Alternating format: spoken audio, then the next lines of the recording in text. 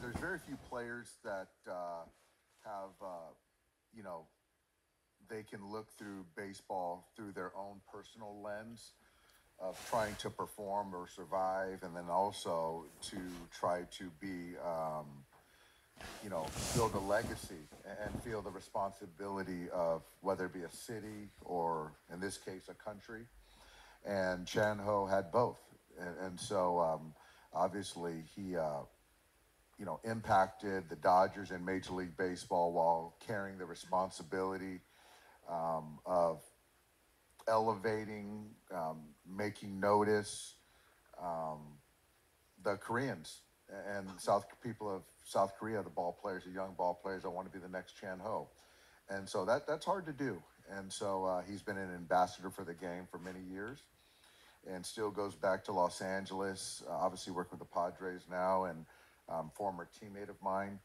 He's done a great job, from what I hear, of hosting the organization and outings and dinners, and being an advocate. And speaking for the Dodgers, we couldn't be more happy and couldn't have been more welcomed here in Seoul, and very exciting times. It's a monumental day, but something happened earlier today. Can you just give us your reaction when you first heard the news about the threat, About what? about the bomb threat? I just sort of heard it, and they said it was diffused and not think too much of it, so I didn't really pay too much mind. Other questions? We'll go to Kirsten on your right, Dave. Dave, first, just happy opening day. The last 6 weeks, you've gotten to know the new key guys of this organization. What have you learned just about this team as you prepare for the regular season now? I think we've done a good job of assimilating all of our guys. It's a veteran-laden club, with some talented young ball players on both the pitching and the positional player side. They all get along well. They practice hard. They practice right, and they've enjoyed this trip out here. But they're ready to play some meaningful baseball games. Other questions for Dave? We'll go to Jim, the third row on your right. Yeah, Dave, I'd have a dozen questions, but I'm going to keep it to one. Your mom's Japanese, and so you're playing your opening game in Asia. What does it mean to you? I haven't let myself go there too much. I've sort of just tried to be present here in Seoul, but yeah, I mean, we flew over Okinawa, Japan, where I was born. My mom was born. So there's a lot of Japanese contingent that's been here, and which has been fun for me, trying to catch up on my Japanese, which I've got a long way to go. But yeah, I pinch myself a lot thinking I'm in this chair right now, and I'm just very grateful to be here. Yeah. Other questions? Standing on your right, one. Dave, what kind of went into the pitching decisions for the roster, and Blake Trinan, what's kind of his status? I think that the pitching decisions, obviously we brought Blake in hopes that he'd be ready to go. We took a ball off the oblique and the rib, and it's just not kind of progressing like we'd liked. So, he's back on. He's playing catch still, slower program. So just adding another arm there. Obviously, Gratterall didn't travel with us, and some other pitchers that just weren't going to be available. So I think that for us, we've got some guys, whether it be Kyle Hurt, Landon Knack, to go with multiples, and then we've got some other guys, Fire Heisen, Varland, to kind of be spot, give us some innings if we need it. But that's sort of it. And obviously with Tyler and Yoshinobu, that was pretty easy for us. Front on your right, Jack. Also, just with Sheehan, where is he at right now, from what you know?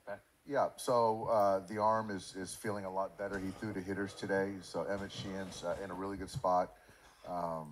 Threw an inning, sitting 95, so it was good. So he'll probably throw another pen in 2-3 days, and then he'll throw to hitters again, and probably ramp up to 2 innings. So Emmett's progressing really nicely, as is Walker Buehler.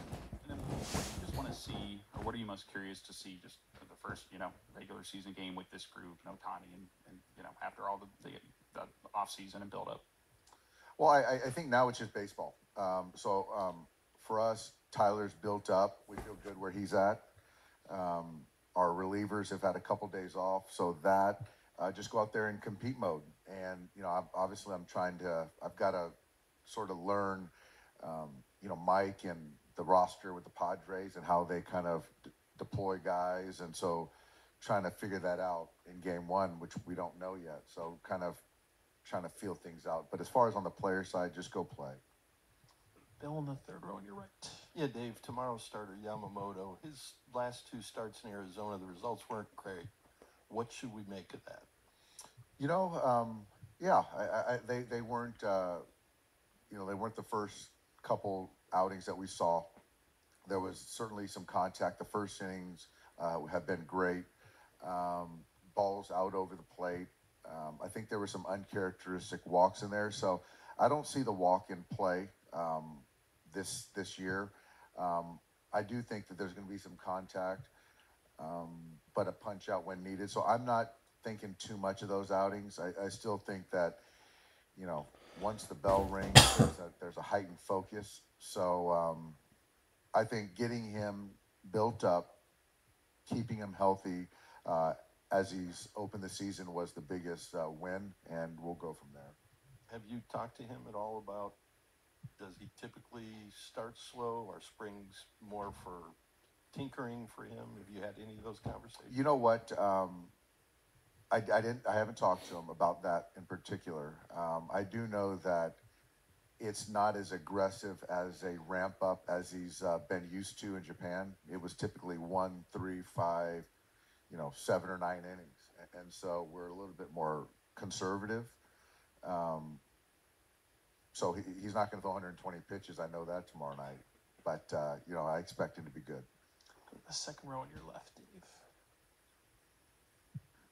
Hi, Dave. I just wanted to clarify what you said about the bomb scare. You said that you told that it had been diffused. I didn't hear. I was told that don't just keep worrying about the baseball game. So I don't have enough information on this. Right. So you weren't specifically told that it was diffused, because we heard that they hadn't found anything at all. Honestly, for me, I haven't heard any specifics. So that's to be clear. Okay, thank you. Thank you, Your Uncle. Go to your right, Dave, on the far end here. And then, Dave, as far as Tyler Glasnow and Yamamoto, do you anticipate managing their workload any differently than the other three starters to make sure they're peaking at the right time in October?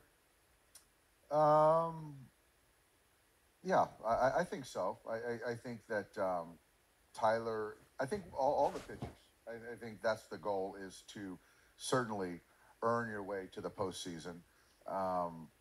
But that's kind of a read and react on all the guys as the season progresses and how each outing goes and how they feel. So I think that, Yoshinobu, Tyler, Bobby, once we get Walker, Clayton, they're all going to be different. And obviously the goal is to be peaking at the right time. Yeah, and then back in 2014, last time you had two pitchers go in Australia, both of them end up getting injured. Did you learn anything from that kind of changed anything about the approach to this start? Well, first off, I wasn't here then. I think that we had some staff that was here then and trying to learn from things. But, there's also situations where pitchers have pitched in exhibition games and nothing has happened. So I don't like to get caught up in certain instances as in kind of the norm. And so I think that that's more isolated. But again, I hope none of these guys come out of this. Thanks, Dave. Finish up in the third row on your left, Dave. Yeah. Dave, do you have any plan to meet Hyunjin Lee? Or I hope he's here tonight. So if he's here, then I'm sure that we'll cross paths. I'd love to see him, but obviously he's preparing for his season as well. I respect that. But if I get the opportunity, that'd be fantastic. Dave, thanks so much. Happy opening day. Thanks, guys.